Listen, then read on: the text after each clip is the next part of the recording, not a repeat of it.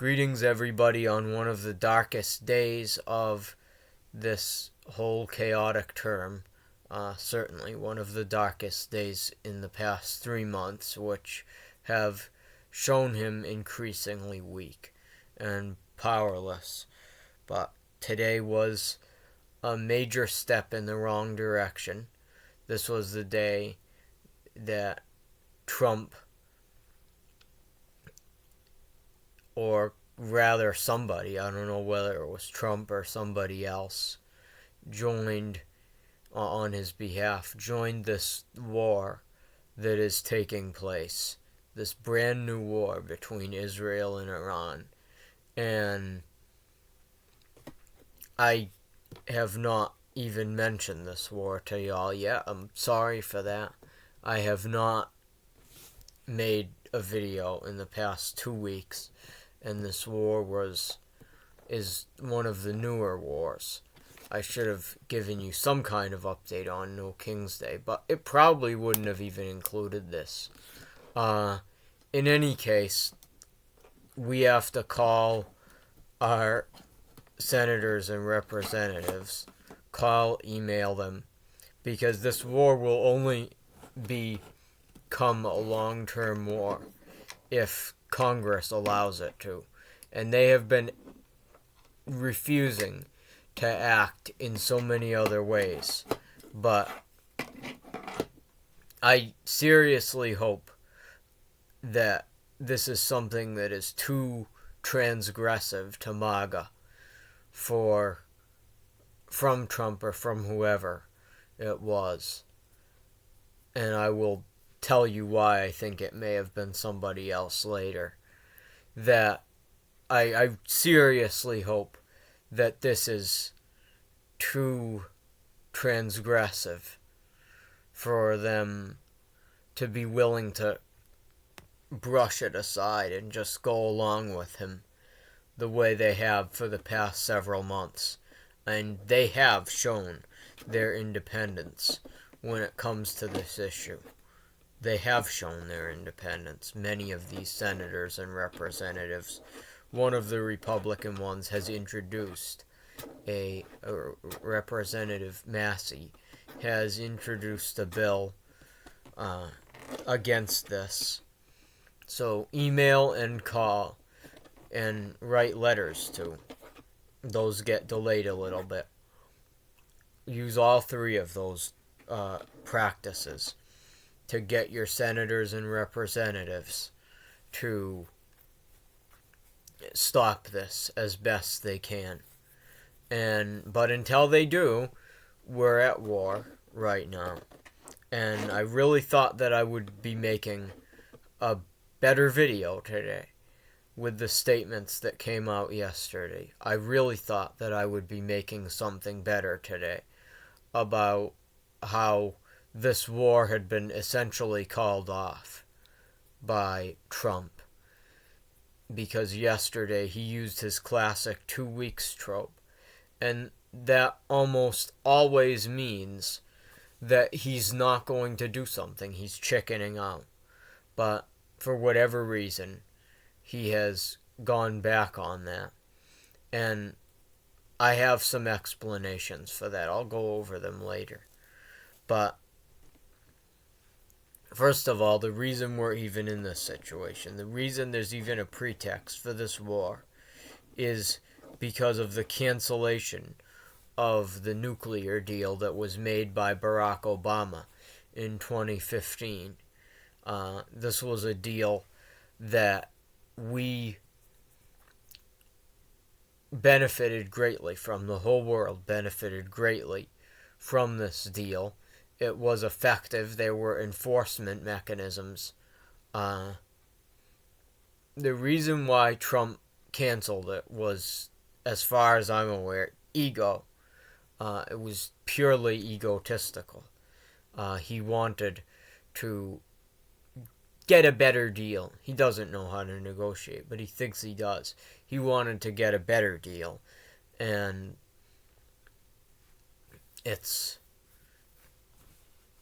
it didn't work out, obviously. Biden wasn't able to get a deal either because the Iranians One, they're an autocracy, and so just by virtue of being an autocracy, they're unpredictable. It was a miracle Obama was able to get that deal through. And so Biden was not able to get that through first. Though that and because of the possibility of Trump getting back into office. Nobody was they could see that nobody here was willing to stop him. And they were right. But that is how we got here. It was because of actions from this very man. He's different. He's a lot stupider now than he even was then. He probably would have done the same thing. Now, though, taking us out of the Iranian nuclear deal. I'm sorry, by the way. I should be doing better right now. So do not forget that. Do not forget that he was the one that took us out of this deal in the first place, that brought us to the point where Netanyahu would have this excuse. Frankly, I think the main reason this war is taking place is because of the opportunity being available, because of a free Syria that exists now. It has given them the opportunity to launch these strikes in the first place. That's the main reason why we're even in this situation. Do not forget his contempt for our troops. Do not forget that either. When he tries, if this war continues for a long time, and he uses our troops as a way to get his approval ratings up, which is something that classically happens in wars. I don't know if it'll happen in this one. I can only pray that it won't, but he has used them twice as props in his rallies. They do not stand with him. The only one where he was the only one of these two rallies, which was the military parade, where he used entire units, full units of troops, was his military parade, which was on his birthday. He used full units for that, and it was such a disaster. It was so poorly planned for that it completely embarrassed him. And that's because the military does not stand behind him. Also, and there was one disturbing rally that happened about a week before that at Fort Bragg, or whatever it wants to be called. I would name it to that guy's first name. The Bragg they are talking about is supposedly in reference to a hero from World War II, and I'm fine with that. Name it after his first name. But anyway, Fort Bragg is... The Fort Bragg speech was... Those troops were selected. They were selected to be white. They were selected to be thin. They were many of them were blonde.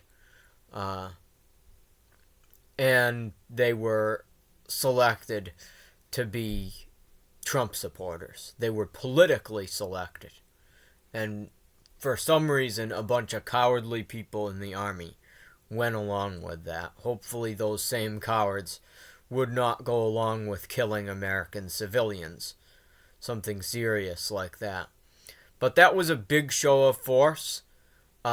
Timothy Snyder mentioned it in his second to last statement that he's made.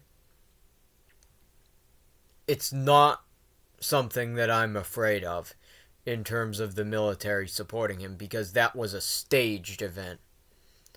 And the only other time in which he's used our troops they did malicious compliance.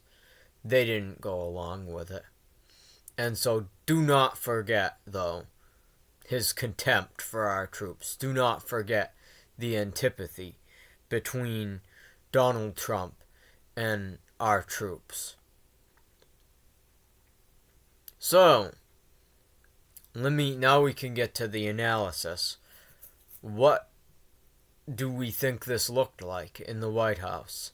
I don't have a lot of analysis from other people, but I have my own. So,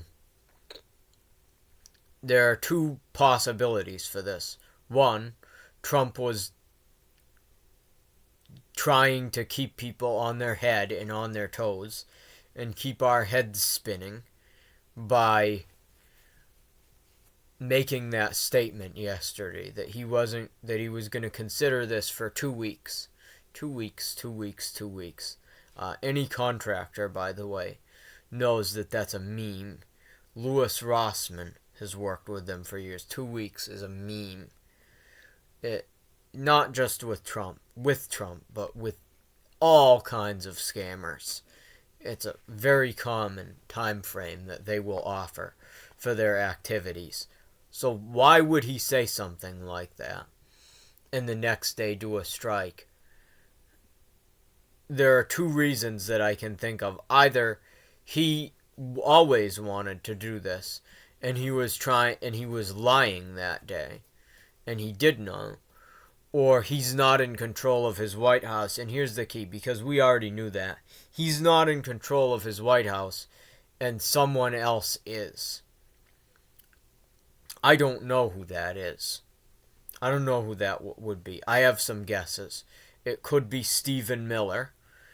That's really the only one. I know it's not Tulsi Gabbard. She came out against this. It may be Stephen Miller. That's the main person I can think of. Susie Wiles is a traditional Republican. She may have been the one that did this too. But she would probably seek approval from Congress. Or Stephen Miller. And I have records of Stephen Miller serving as sort of the point man, the enforcer for Donald Trump and for his supposed agenda, to the point where he will, in Signalgate, we all saw him serving as a point man and possibly putting words in Trump's mouth. And he has done that on multiple occasions about immigration policy as well. He's put words in Trump's mouth. We know that he is open to these kinds of engagements. He served as, what was Signalgate? Signalgate was a Houthi strike. He served as the enforcer for that.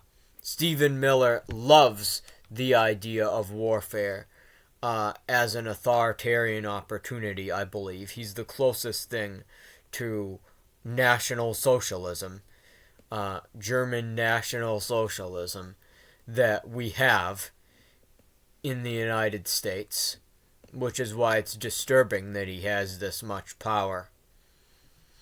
If Trump was not aware of this, which is a chance he was, if he was not, then I'm almost dead certain that it was Stephen Miller, because Susie Wiles would have asked Congress about it first. So, Stephen Miller. Not something that I would like to think about. Stephen Miller getting us into foreign wars. This is not 2000. We don't have an American public, even a middle class at this point, that trusts the government. And the poor never did, even in the 2000s and the 90s and times like that. And never is a relative term. There was a time where most people trusted the government, but the poor were not the people that rallied behind the flag after September 11th. But first of all, there was no terrorist attack here. And second of all, people are much more radicalized now, the American people. and against warfare and against, frankly, the security state and things like that than they were in the 2000s. And I do not think that a manufactured crisis like the ones that Stephen Miller has been creating is going to work on Americans. There could be terrorist attacks that come out of Iran. That's something that we have to prepare for. That, who knows, maybe that would be able to create a rally round the flag. And these are scary times. But we have to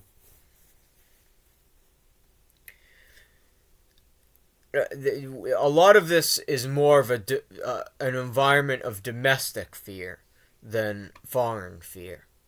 And the chances of an actual world war, in my opinion, are lower than they've been in a long time. And at least for now. And the reason why I say that, a global war, the reason why I say that is because Russia, who's the main opponent nuclear power to the United States for 70 years, was the main opponent. The American government is now essentially on Russia's side. They've completely given up on fighting Russia. And so Russia, who is allies with China, they're the main forces that would turn a war in Iran into a global war involving them and Ukraine and Europe and Pakistan versus India and a Taiwanese war and a Korean war and just a complete world war. They are the ones that would be most likely to be the pivot, and they just don't have much of a desire to attack the United States. I don't think that they're going to be providing much aid to the Iranians. I'm sure they provided a lot of nuclear weapons aid to the Iranians, which is a large part of how we got to this situation as well, other than Netanyahu's ego. That's a large part of it. And they received a lot of aid in terms of material for their war in Ukraine. I think that a lot of the danger of this war is what it would do to Americans and domestically. It could serve as a pretext for a destructive ability that Trump could use against our last democratic institutions. He could use this as a pretext to do all of the things that he's dreamed of doing, and he's mostly run out of time to be able to do. I've talked about that. Sorry. I have a life. I'm sorry about that. I hate live video, but it's the only way that I know how to do this. Iran, the only way that I have the energy to do this. Iran war, that's what I'm concerned about, its impact, is the impact that it would have at home. And, I'm definitely vindicated. One of the main reasons why I decided to very quickly get back into classes a couple of months ago, which is a lot of the reason why I've been so burdened and I haven't been showing up for you as much as I should. One of the main reasons why I went back into classes was because I wanted to avoid a draft. I have work to do in this country, and that is more important than any of Trump's wars that he could create. And I've been vindicated so far. If there is a draft, then this was definitely the right decision. I am going to be far more available to you as a student than I would be as a soldier. And why would I join into the army at this moment? Why wouldn't I do everything in my power to avoid that? And so I'm grateful that I made that decision personally. A lot of people didn't have that ability. A lot of people can't go to school. A lot of people don't want to and haven't. A lot of people might get drafted at this moment. Although it's a little bit less likely because, again, China and Russia are kind of fat and happy, relatively speaking. They're less likely to get involved in a long-term war just for their buddies, the Iranians. And the more complicated things are, the less everybody is divided up into two camps, the less likelihood we are to have an actual world war. But any kind of foreign, basically the conclusion of this, is that any kind of foreign crisis is just incredibly dangerous when we don't have clear leadership in this country. And if we did, it would be Stephen Miller or J.D. Vance, which would be even more terrifying. But we don't have clear leadership. That's the closest thing that we have. And we should not have done this. Needless to say, we all should have fought harder, and we all should have been more disciplined, and we all should have created an America that was at least barely good enough that 50 plus 1% of our electorate would have decided that they wanted to not end their lives and would vote accordingly. And we didn't do that. And I suppose we deserve this, but as a believer, as a Christian, that is the idea of us getting what we deserve or anybody getting what they deserve is kind of intolerable for me.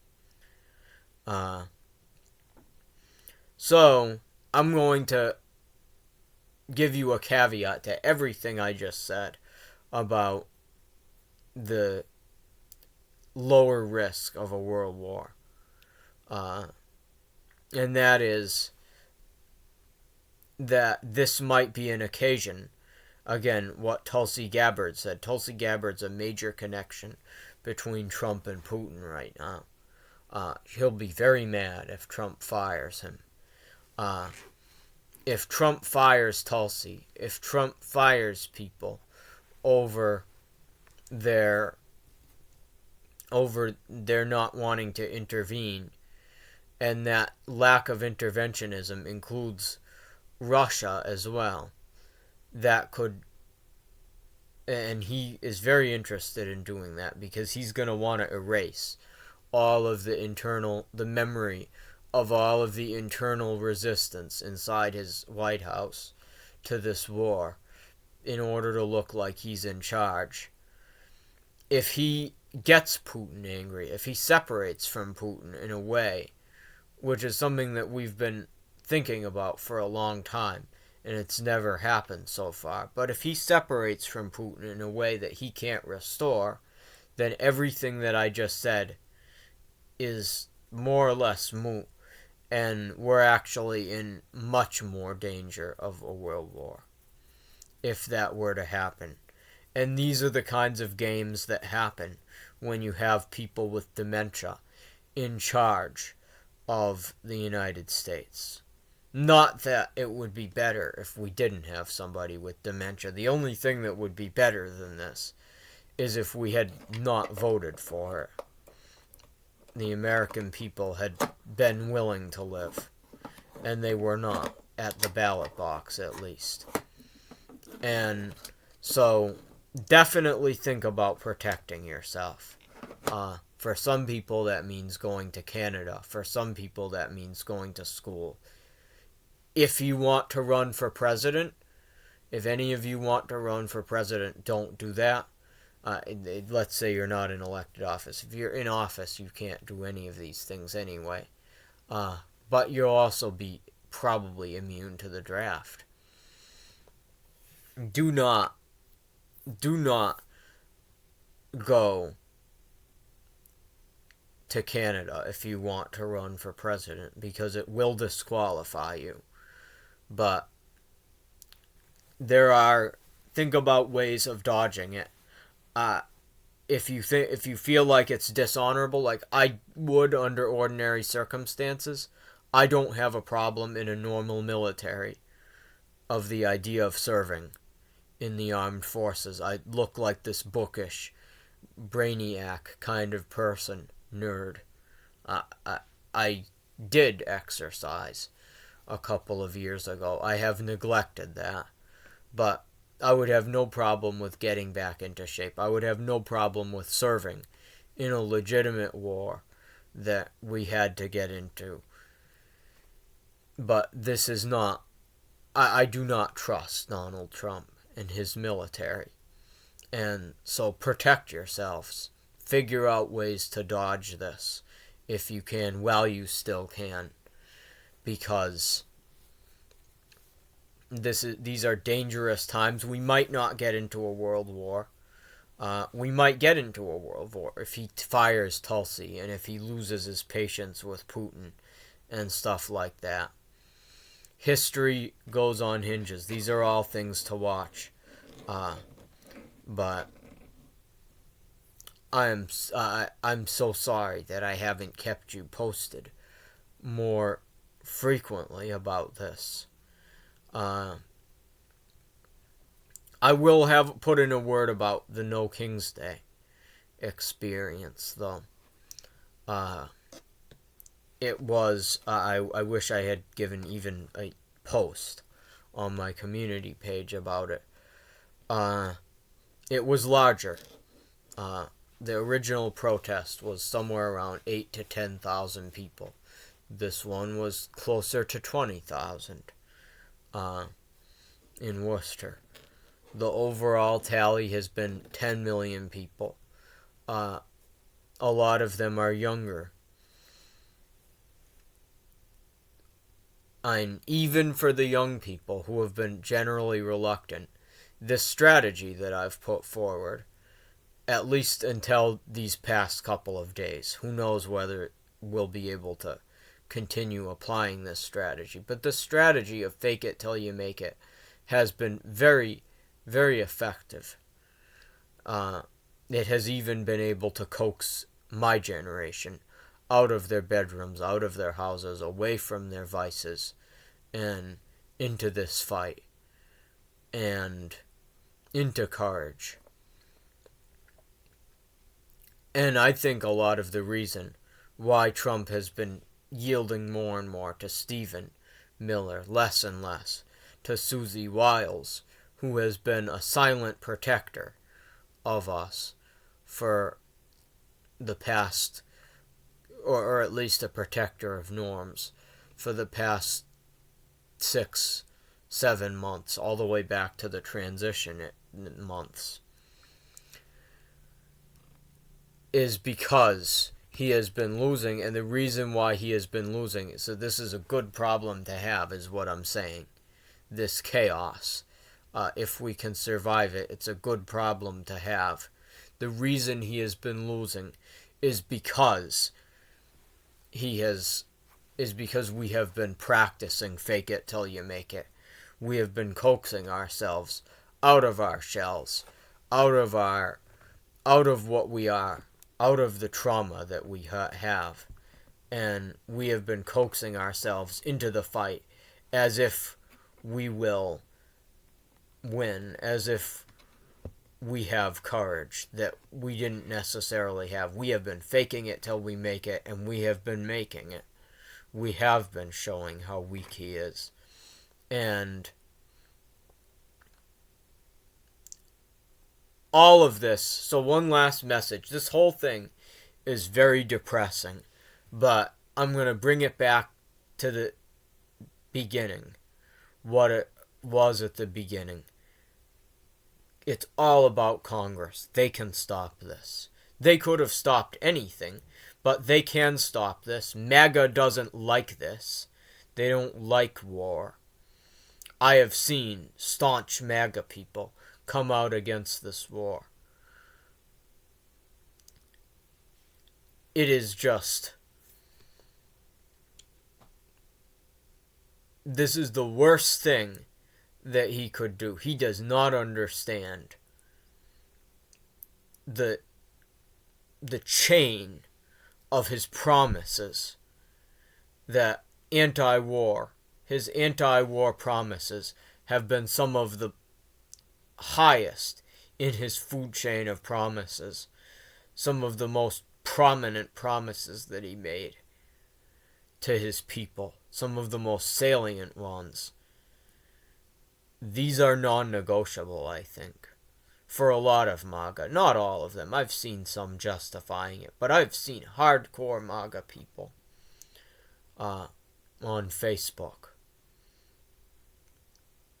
And people that I know have seen hardcore MAGA people come out against this. Hardcore MAGA in the elites have also come against this. Again, Tucker, Tulsi, tons of them.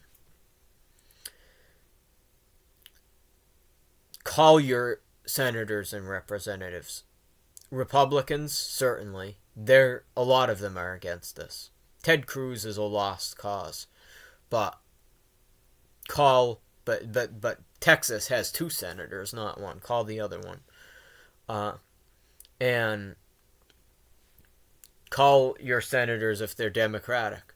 Or email them, or snail mail them. Although that's slow, so do one of the others too. If you're going to snail mail. Snail mail is salient because it's so rare, but it is relatively slow. Do not give up. We could be out of this in a couple of weeks. At least out of this war. Back to normal politics. Back to the normal fight that we've been in. If we're able to stop this. So call your senators, call your representatives, email them, snail mail them, ask to meet with them if you're particularly courageous or you have a lot of time. Do not allow this to become a long-term war. Do not allow the scenarios that I've described to take place. But if, in case they do, prepare for them as well, I would say. Because you want to be available for the American people when we need you. God bless you all. This is scary stuff. I wish I was more cogent at this frightening moment. I hope that you are able to fight well. I hope that this blows over and we're able to get back to the normal struggle that we've been in for the past 6 months. This has been 5 months of this regime yesterday. Only 5 months. He's done so much damage. Only the good Lord can save us. And I hope that you all have a good week. I might be releasing chapter 6 pretty soon of my research paper, and which is a research paper about how we got here. It's called Mass Child Maltreatment. If you have been watching this channel for a while, Mass Child Maltreatment and the Future of Industrial Democracy. It has been taking me a long time to finish that because of the classes that I've been taking, but I'm just about finished with it. So I might have that by the middle of this week. See you then or next week with a fireside, or if emergency if some kind of emergency happens, like this. I suppose this is a Saturday anyway. Take care. Take care.